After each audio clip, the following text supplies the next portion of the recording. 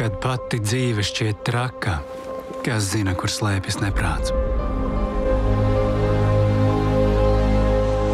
Varbūt būt pārāk prātīgam ir neprāts. Atmest sapņus, tas var būt neprāts.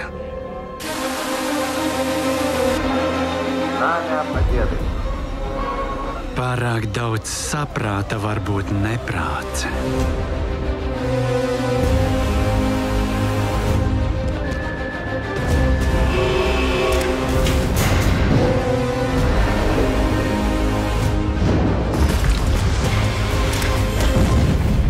Un vistrakākais no visa ir redzēt dzīvi tādu, kāda tā ir.